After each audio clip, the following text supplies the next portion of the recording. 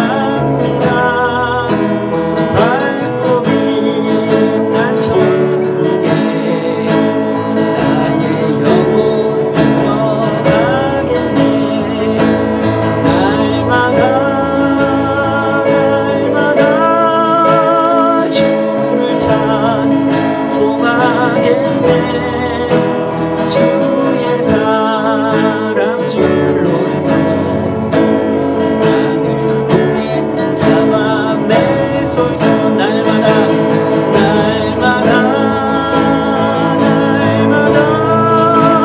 주를 찬송하겠네. 주의 사랑 줄로서 나를 굳게 잡아내소서.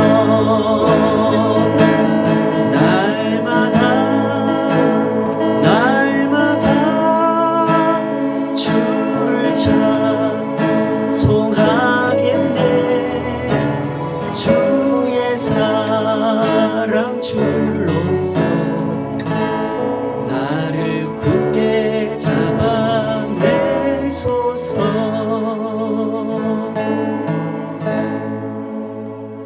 우리 시간 합심해서 같이 한번 기도하십시다. 우리가 주님을 예배하고 주님을 증거하고 우리가 살아가는 일상 속에서 내가 하는 일이 그저 세상에 속한 세속적인 욕망을 쫓아가는 그러한 일이 되지 않도록 큰 일부터 작은 일까지, 작은 일부터 큰 일까지 그 일을 감당하면서 기도하고 또 기도하는 이유는 우리 스스로 내가 주님께 속한 사람, 내 삶이 주님의 나라에 속한 삶인 것을 확인하고자 함인 것이죠.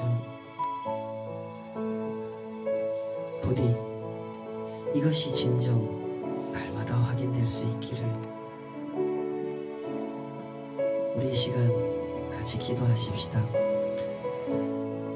성경은 우리에게 건강한 올바른 종말관을 갖기 원하십니다. 주님의 그날이 다가오고 있음을 가르치면서 또한 주님의 그날은 매일매일 우리가 살아가는 일상이고 오늘이고 현실임을 성경은 가르칩니다. 그날을 기다린다고 해서 현실을 떠나버리는 것은 아니라는 것.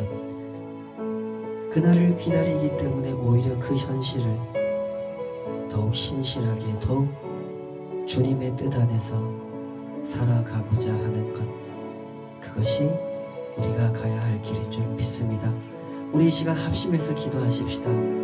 그렇게 우리 마음이 거룩한 균형을 이루도록 어느 한쪽도 놓쳐버리지 않도록 깨어있는 마음, 그리고 일상의 이 현실에 충실한 삶을 주여 허락하여 주시옵소서.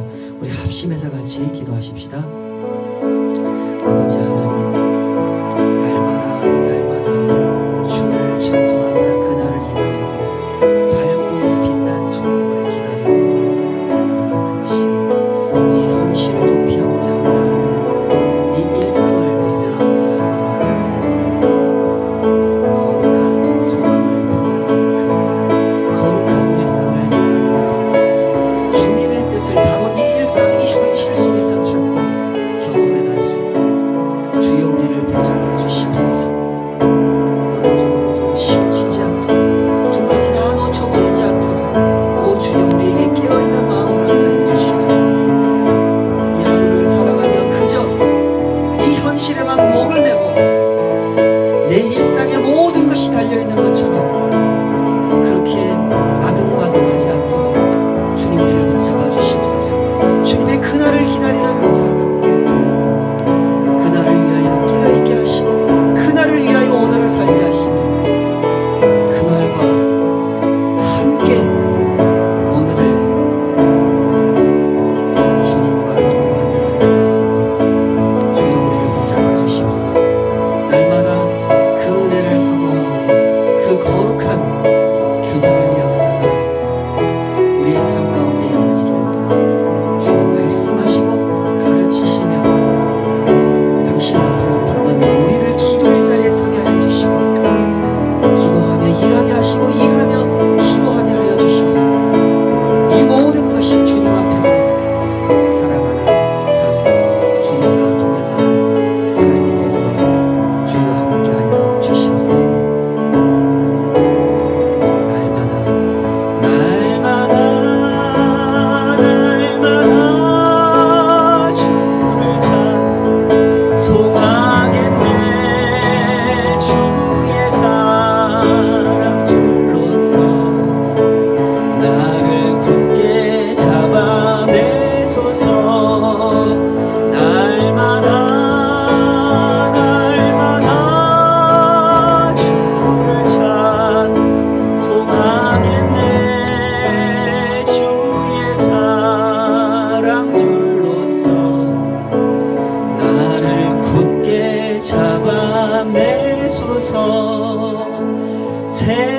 살아갈 때에 주를 더욱 사랑합니다. 밝고 빛난 천국에 나의 영혼 들어가겠네. 날마다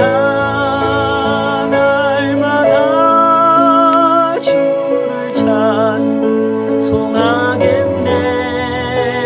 주의 사랑 줄로서 나를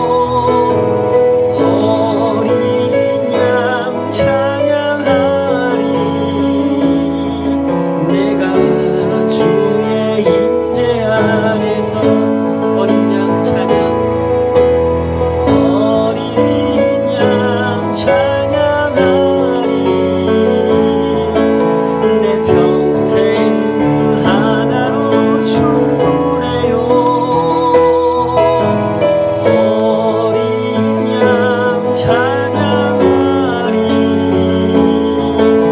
내가 주의 임재 안에서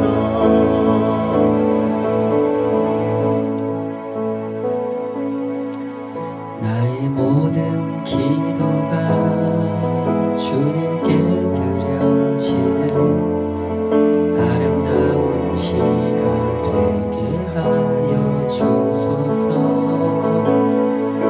나의 모든 찬양이 아름다운 노래가 되기를 원하나이다.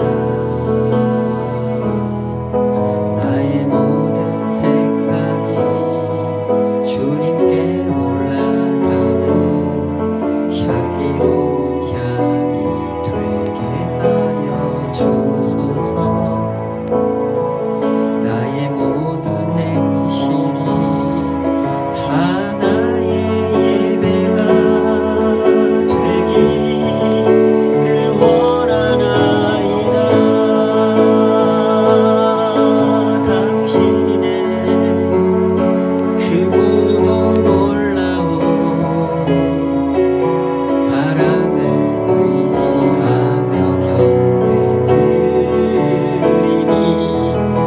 나의 고통과 나약함을 사랑으로 감싸주소서.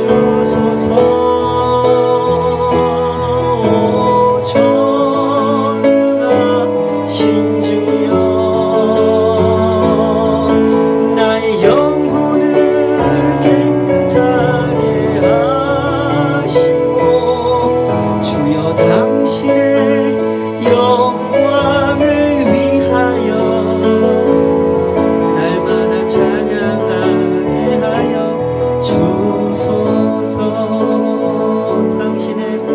당신의 크고도 놀라운 사랑을 의지하며 경배드리니 나의 고통과 나약함을 사랑으로 감싸주소서.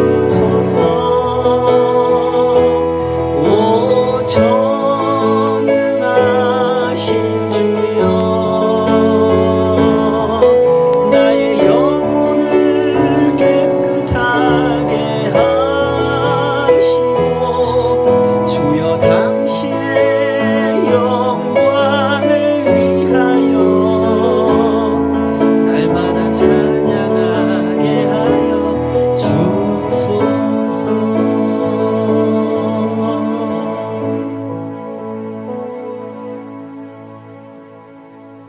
아멘. 이 시간 다 같이 주님 앞에 드린 예물 위해서 기도하겠습니다. 아버지 하나님, 주님께서 베풀어 주신 하루하루의 돌보심, 그 은혜와 사랑 속에서 저희들이 이 땅을 염려 없이 그 염려를 극복하며 살아갈 수 있음이 참으로 감사합니다. 우리를 부르신 그 뜻, 하나님의 나라 안에서 살아가도록, 그 나라의 통치 아래 살아가도록 우리의 아버지께서 우리를 얼마나 섬세하게 돌보시고 이끄시는지 그 손길을 경험하며 그 손길을 찬양하도록, 그 손길을 증거하도록 저희들을 인도해 주신 그 한 걸음 한 걸음을 저희들이 생각합니다. 더욱 기쁜 마음으로 그 선하신 손을 뵙기를, 그 선하신 손을 따라 저희들의 삶이 빚어지기를, 저희들의 삶이 쓰임받기를 원하오니 주님 앞에 구별하여 드린 이 모든 것을 그 은혜 가운데 거두어 주시옵소서. 주님의 선하신 손이 이것을 기쁘게 받아주시고 은혜 가운데 사용하시며 주의 영광이 꼭 필요로 하는 그 빛을 보기 원하는 사람들에게 그 세상 속으로 흘러갈 수 있도록 주님이 이 모든 것을 사용하여 주시옵소서.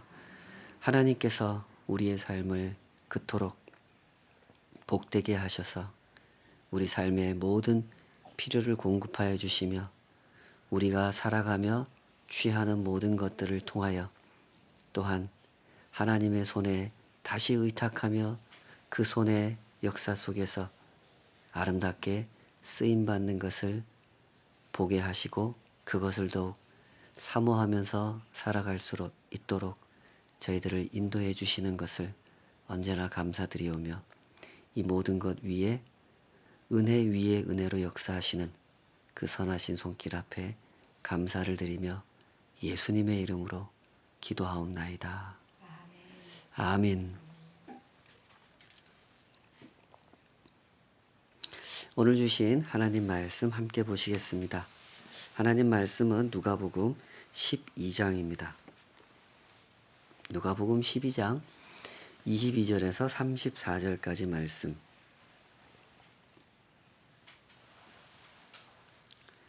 누가복음 12장 22절에서 34절까지 다 찾으신 줄 알고 한 목소리로 같이 읽겠습니다. 시작. 또 제자들에게 이르시되 그러므로 내가 너희에게 이르노니 너희 목숨을 위하여 무엇을 먹을까 몸을 위하여 무엇을 입을까 염려하지 말라. 목숨이 음식보다 중하고 몸이 의복보다 중하니라. 까마귀를 생각하라. 심지도 아니하고 거두지도 아니하며 골방도 없고 창고도 없으되 하나님이 기르시나니 너희는 새보다 얼마나 더 귀하냐. 또 너희 중에 누가 염려함으로 그 키를 한 자라도 더할 수 있느냐. 그런즉 가장 작은 일도 하지 못하면서 어찌 다른 일들을 염려하느냐. 백합화를 생각하여 보라. 실도 만들지 않고 짜지도 아니하느니라. 그러나 내가 너희에게 말하노니 솔로몬의 모든 영광으로도 입은 것이 이 꽃 하나만큼 훌륭하지 못하였느니라. 오늘 있다가 내일 아궁이에 던져지는 들풀도 하나님이 이렇게 입히시거든 하물며 너희일까 보냐. 믿음이 작은 자들아, 너희는 무엇을 먹을까 무엇을 마실까 하여 구하지 말며 근심하지도 말라. 이 모든 것은 세상 백성들이 구하는 것이라. 너희 아버지께서는 이런 것이 너희에게 있어야 할 것을 아시느니라. 다만 너희는 그의 나라를 구하라. 그리하면 이런 것들을 너희에게 더하시리라. 적은 무리여 무서워하지 말라. 너희 아버지께서 그 나라를 너희에게 주시기를 기뻐하시느니라. 너희 소유를 팔아 구제하여 낡아지지 아니하는 배낭을 만들라. 곧 하늘에 둔 바 다함이 없는 보물이니 거기는 도둑도 가까이 하는 일이 없고 좀도 먹는 일이 없느니라. 너희 보물 있는 곳에는 너희 마음도 있으리라. 아멘. 오늘 주신 말씀으로 너희 아버지께서 너희에게 이런 제목으로 함께 하나님 말씀 헤아려 보도록 하겠습니다. 성경은 거룩한 책입니다. 성경이 거룩한 책이다 라는 말은 보통의 사람들이 품고 사는 보통의 관심사를 가지고 다루는 주제들보다 훨씬 더 높은 차원의 주제들을 훨씬 더 높은 차원으로 다룬다는 뜻입니다. 그러나 훨씬 더 높은 차원의 주제를 훨씬 더 높은 차원으로 다룬다고 해서 보통 사람들이 가지고 있는 그 관심사를 완전히 떠나버린다는 뜻은 아닙니다. 오히려 보통 사람들이 관심을 가지고 있는 주제들을 다루되 더 자세히 다루시고 더 깊이 있게 다루십니다. 그래서 때로는 낯이 뜨거울 때가 있습니다. 성경은 보통 사람들이 관심을 가지고 있는 주제를 그러나 내놓고 말하기 민망해서 적당히 덮어둔 채로 적당히 지나가는 주제들을 완전히 드러내놓고 노골적으로 말씀하십니다. 그래서 민망해질 때가 많죠. 죄에 대해서, 위선에 대해서, 하나님을 사랑하지 않는 마음에 대해서, 게으름에 대해서, 성경은 노골적으로 말씀하십니다. 돈을 대하는 태도에 대해서도 성경은 그렇게 말씀하시죠. 예수님이 이렇게 말씀하셨습니다. 33절 34절 너희 소유를 팔아 구제하여 낡아지지 아니하는 배낭을 만들라. 곧 하늘에 둔 바 다함이 없는 보물이니 거기는 도둑도 가까이 하는 일이 없고 좀도 먹는 일이 없느니라. 너희 보물 있는 곳에는 너희 마음도 있으리라. 이 말씀이 참 무겁게 들리는 말씀입니다. 너희 보물 있는 곳에는 너희 마음도 있으리라.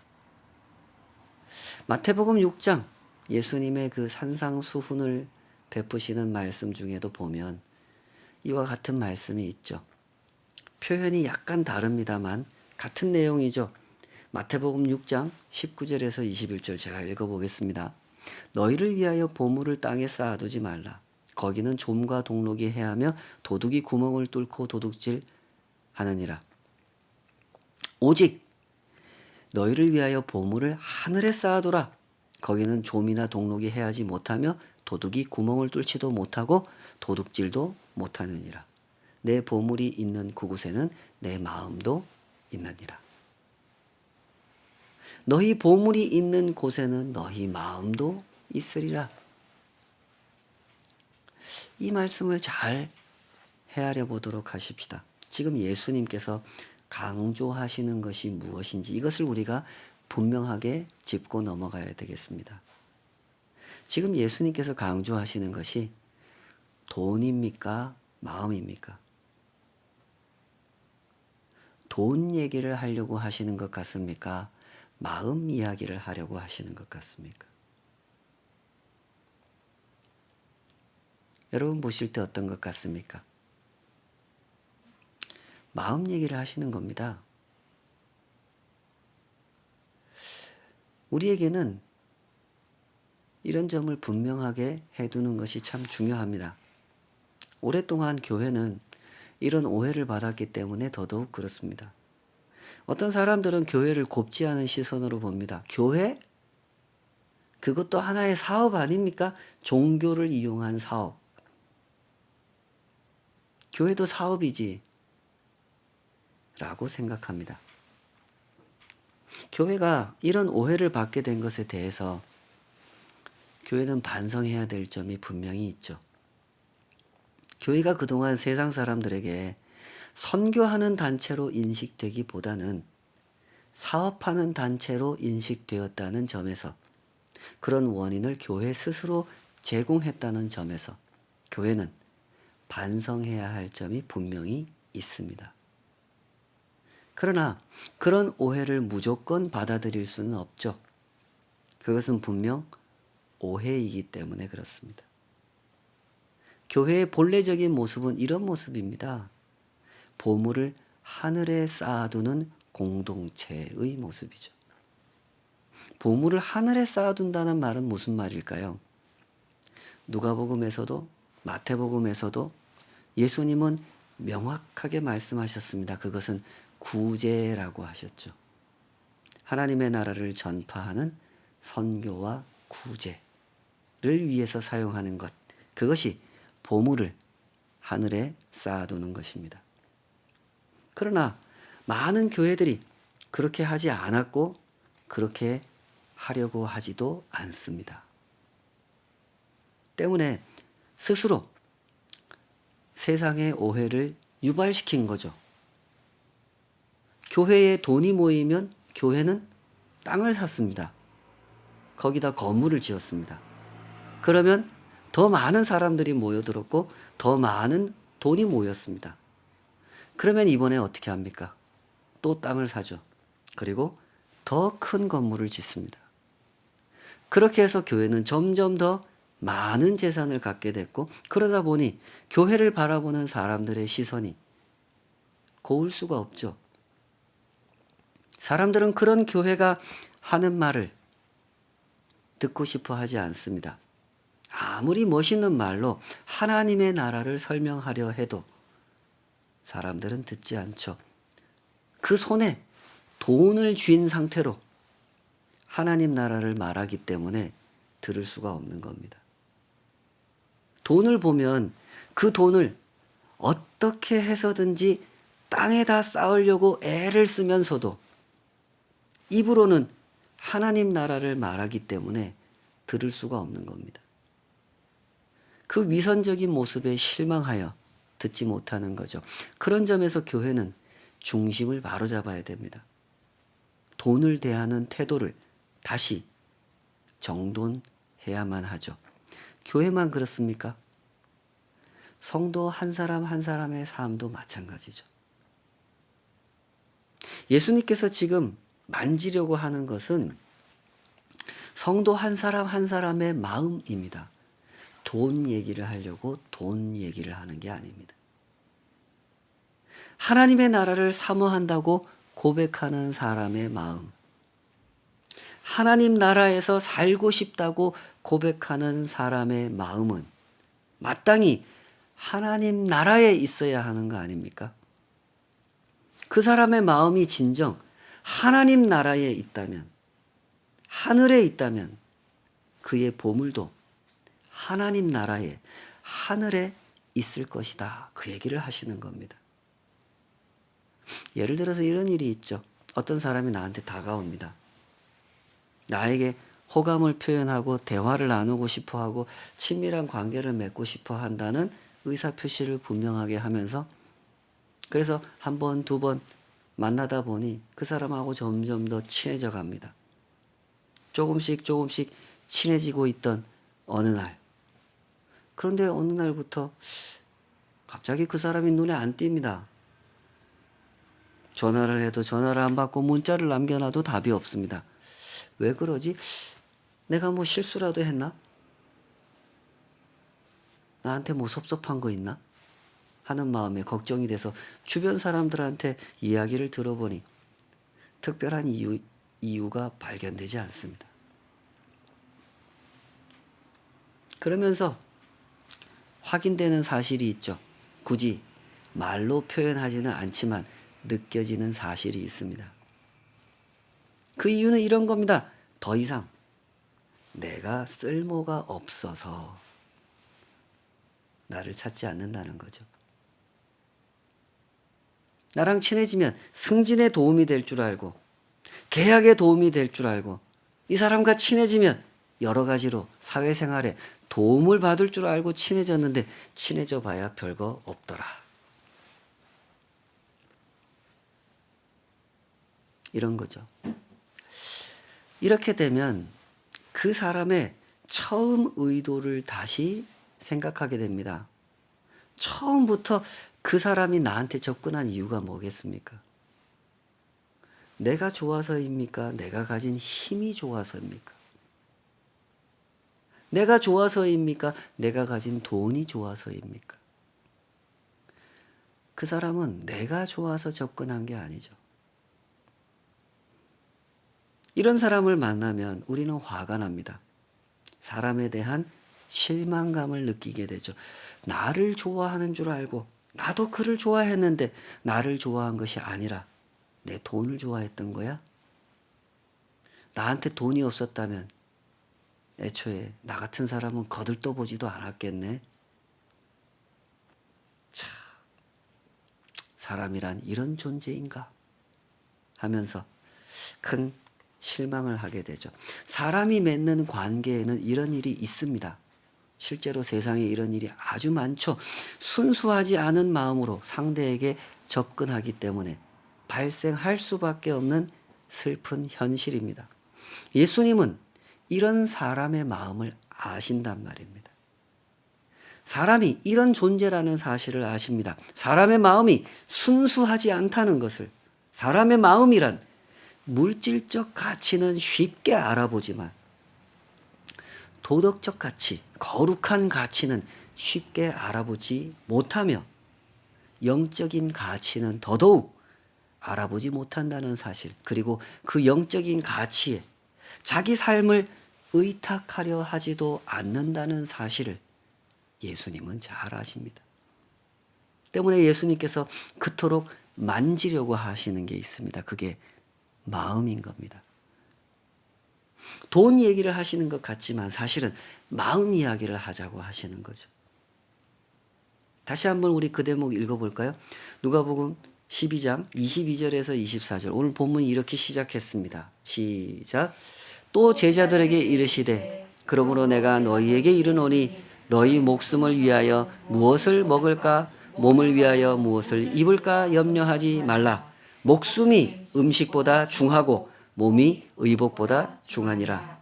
까마귀를 생각하라. 심지도 아니하고 거두지도 아니하며 골방도 없고 창고도 없으되 하나님이 기르시나니 너희는 새보다 얼마나 더 귀하냐. 우리의 마음을 다루시기 위해서 예수님이 하신 말씀은 이겁니다. 염려하지 말라.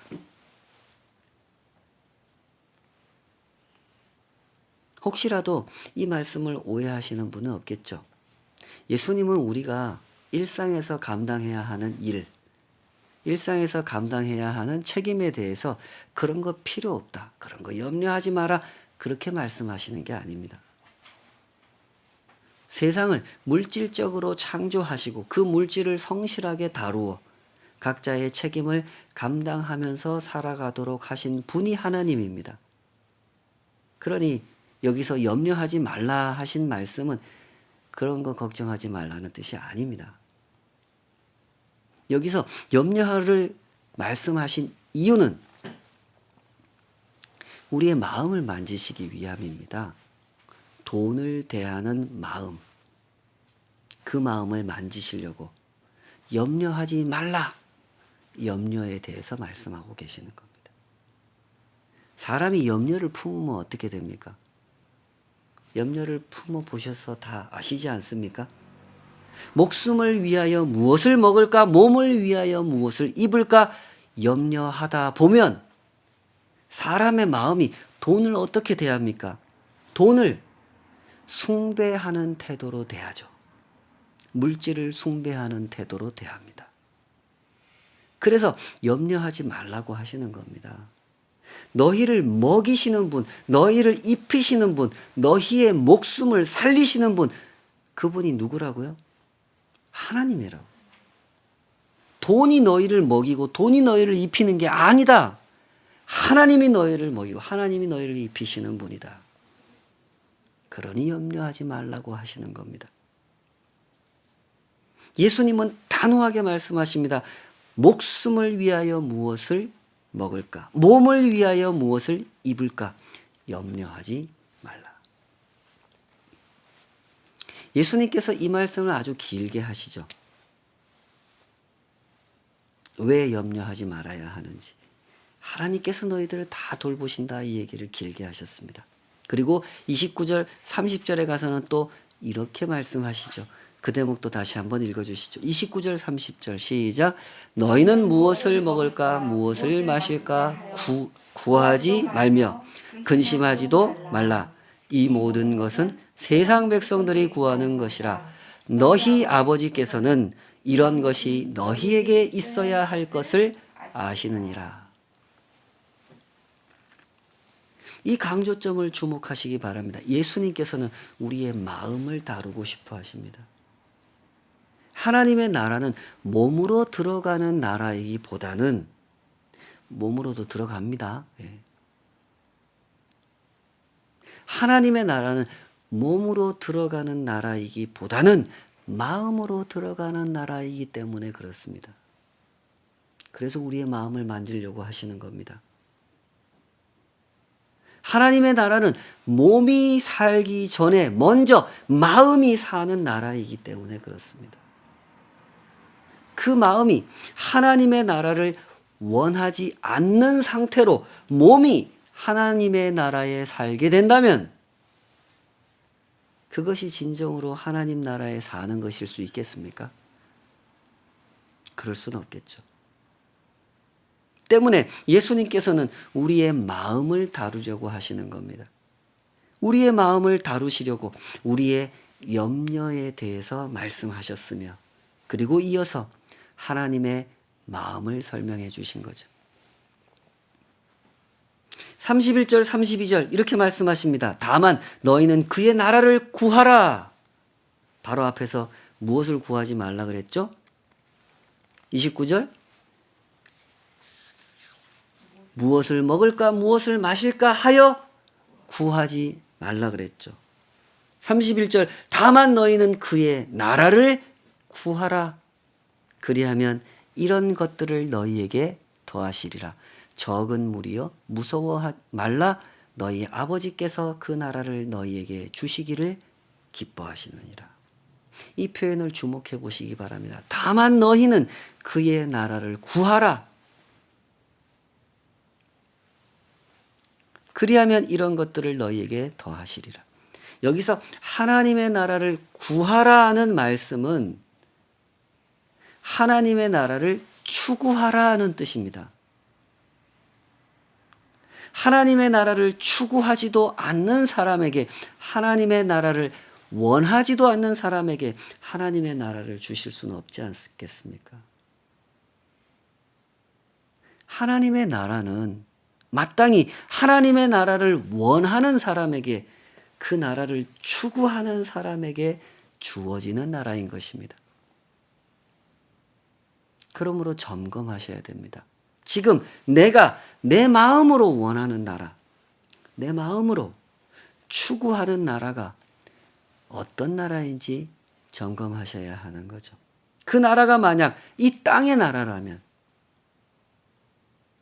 이 세상의 나라라면, 내가 원하는 만큼의 물질을 가지고 내가 욕망하는 대로 그 물질을 사용하면서 내가 욕망하는 방식으로 쓰고 내가 욕망하는 방식으로 휘두르는 나라라면 그 사람은 이 말씀을 나에게 주시는 말씀으로 받기 어려울 겁니다. 적은 무리여 무서워 말라. 너희 아버지께서 그 나라를 너희에게 주시기를 기뻐하시느니라. 이 말씀을 받기가 어렵겠죠. 나에게 주시는 말씀으로. 하나님을 예배하던 그 장막, 그 교회당, 그 성막, 그것을 사모했던 시편 84편의 시인은 이렇게 노래했죠.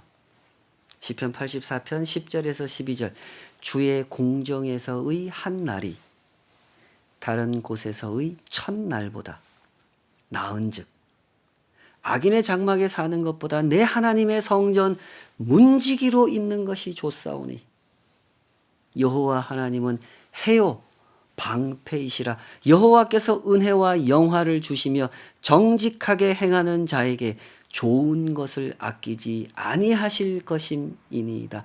만군의 여호와여 주께 의지하는 자는 복이 있나이다.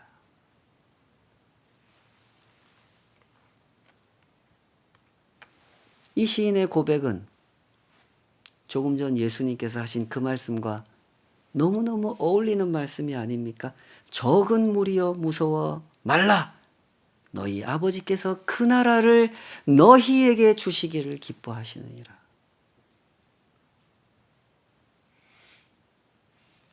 하나님께서는 당신의 자녀들에게 그 나라를 주기 원하시고 그 자녀들은 그 나라에서 살아가는 삶을 사모하고 이래야 진정 하나님을 모시고 살아가는 하나님의 나라를 복되게 누릴 수 있게 되는 거죠. 요한복음을 열심히 묵상하고 계실 텐데요. 밤에 예수님을 찾아왔던 니고데모라는 인물이 있었죠. 그 사람은 예수님께 책망을 받았습니다. 너는 이스라엘의 선생으로서 어찌 이를 알지 못하느냐? 너는 성경 가르치고 살아가는 사람이 어떻게 성경이 하시는 말씀을 모르고 있느냐? 성경도 모르는 자가 성경을 가르치고 있단 말이냐? 이렇게 책망을 받았단 말이죠. 니고데모가 몰랐던 것이 무엇입니까? 마음을 몰랐습니다. 니고데모는 성경을 가르치는 선생이었어요. 그러나 그 성경이 설명하는 마음, 하나님께서 그날이 되면 하나님이 예비하신 구원자를 보내셔서 이 땅을 회복시키는 날이 되면 각 사람의 마음을 만져주시고 그 마음을 변화시켜 주실 것이라고 하셨던 말씀. 그래서 그날에는 각 사람이 하나님을 자기의 하나님으로 섬기는 그런 나라에 살게 될 것이라고 하신 말씀. 그 말씀을 몰랐단 말입니다. 때문에 니고데모는 예수님께서 거듭나야 하나님의 나라를 볼 수 있다. 마음이 변해야 하나님의 나라를 볼 수 있다. 물과 성령으로 거듭나야 하나님의 나라를 볼 수 있다고 하신 말씀을 이해하지 못했던 거죠. 잘 보십시오. 이것이 사람입니다. 사람은 사람이기 때문에 자꾸만 물질을 숭배하고 물리적 상황을 숭배하면서 그 물질이, 그 물리적 상황이 자신들의 나라를 회복시켜 주실 것이라고 생각합니다. 그러나 그것은 완전히 틀린 생각이죠. 예수님께서 말씀하셨습니다. 하나님의 나라는 그렇게 임하는 것이 아니다. 하나님의 나라는 하나님께서 각 사람의 마음을 만져 그 마음이 변화된 사람들, 거듭난 사람들 위에 임하는 것이다. 그러므로 지금 우리들의 마음을 점검해 보십시다. 우리들의 마음은 거듭났습니까? 여러분은 거듭나셨습니까?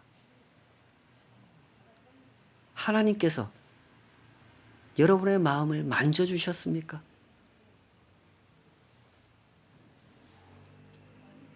요한 웨슬레가 이런 말을 했다고 하지요. 들어보셨을 겁니다. 나는 주머니가 회개하지 않은 사람의 회개를 믿지 않는다.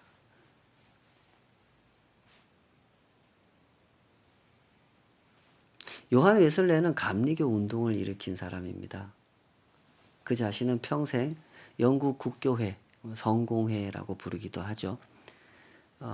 그 교단에 소속된 목사로서 평생 활동했던 분이죠. 국교회 목사로서 그는 여러 가지 공부도 아주 많이 했고 또 선교사로서 사역도 했었고 그러나 새로운 회심의 체험을 하면서 당시에 자신이 목회하는 그 주변의 성도들의 신앙생활을 보면서 신앙개혁 운동을 일으켜야 할 필요성을 느끼게 됐죠. 그가 보기에 당시의 성도들은 너무나 무기력해 보였거든요. 그래서 개혁 운동을 일으켰습니다. 성경 읽기 운동을 일으켰고 암송을 하게 했고 우리나라 이제 감리교에서 속회라고 번역을 해서 그 모이고 있는 소그룹 조직 이걸 그분이 만들었죠. 그래서 주일날 일주일에 한 번 교회 가서 예배당에 가서 예배 드리는 거 말고 주중에 성도들의 집에서 소그룹으로 모이는 조직을 만들어줬습니다. 그래서 같이 모여서 성경 읽고 같이 묵상한 것을 나누고 같이 암송을 하고 같이 기도를 하고 이러면서 서로의 신앙을 격려하는 공동체를 만들어줬던 거죠. 그 운동은 상당히 고무적인 결실을 맺었습니다. 일주일에 한 번 형식적인 예배에 형식적으로 참석하는 그것으로 모든 신앙생활을 다 했다고 생각하던 그 사람들이 깨어나기 시작했단 말이죠. 요한 웨슬레는 그런 운동을 일으킨 사람이었습니다. 그런데 그런 그가 이런 말을 했다는 겁니다.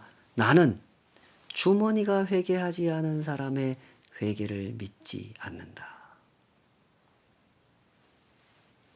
그는 돈을 밝히는 사람이 아니었습니다. 다만 이 진실을 알고 있었던 거죠. 돈을 대하는 태도가 그의 신앙을 보여주는 중요한 기준이라는 사실을 간파하고 있었던 겁니다. 팀 켈러 목사의 책에서 이런 이야기를 읽었던 기억이 있습니다. 어느 날 어떤 성도들이 이 목사님을 찾아왔습니다. 질문을 합니다. 목사님, 질문이 한 가지 있습니다. 11조를 내는 것이 하나님의 명령입니까? 아닙니까? 성경적으로 볼 때 오늘날 우리가 11조를 내는 것이 맞습니까? 안 내는 것이 맞습니까? 사실 목회자들은 목회자이기 때문에 이런 질문을 많이 받습니다. 팀 켈러 목사님도 그랬을 것 같습니다. 처음 받아보는 질문이 아니었을 겁니다. 팀 켈러는 그 질문을 받고 이렇게 대답했다고 합니다. 제가 볼 때 당신들은 성경을 좀 아시는 것 같습니다. 성경적으로 보면 성경은 오늘날 우리에게 11조를 꼭 내야 한다고 말씀하시지는 않습니다. 그러나 저는 여러분께 이 질문을 꼭 드리고 싶네요.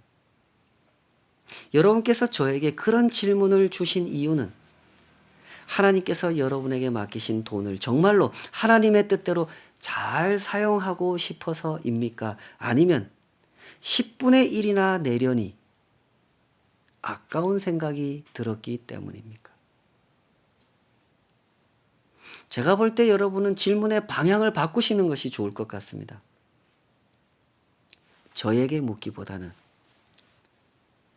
자신의 마음을 향해 질문하시는 것이 여러분에게 훨씬 더 유익할 것 같습니다.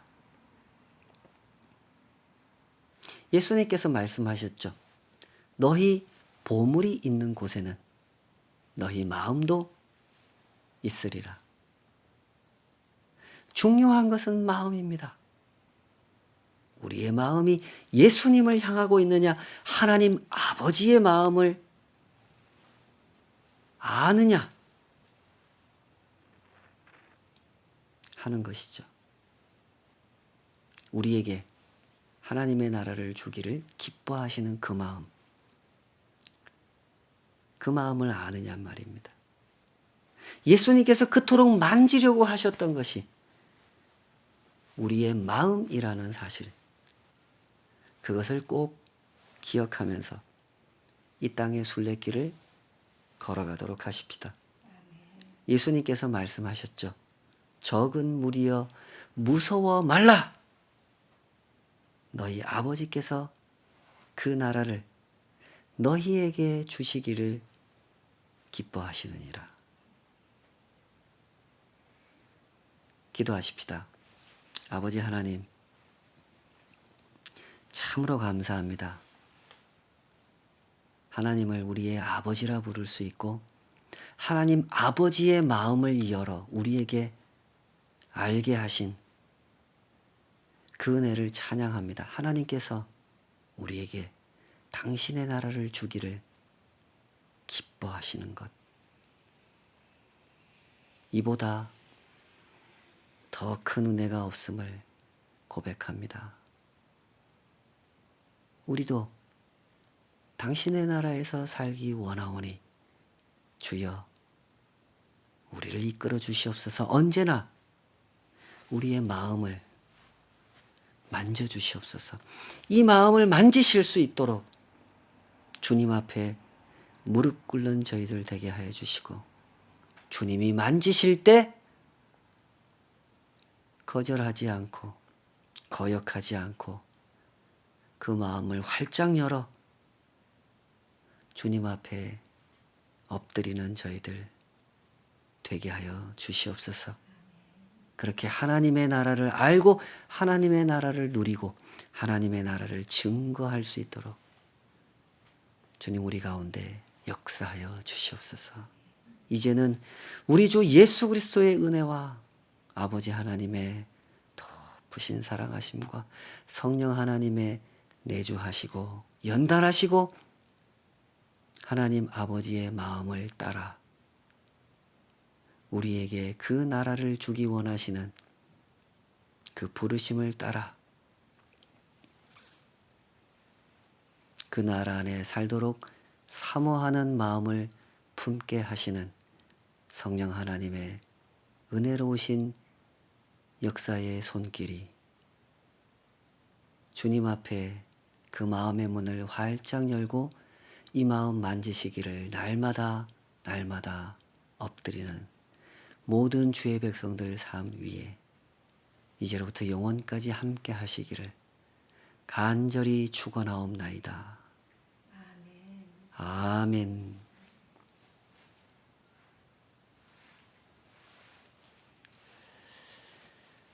감사합니다. 우리 한 주간도 이 마음 주님께서 다른 그 어떤 것이 이 마음을 사로잡아 가는 것이 아니라 오직 주님께서 우리의 마음을 만지시고 우리의 마음을 이끄시는 이 마음의 주인 되시기를 맛보는 한 주간 되었으면 좋겠습니다.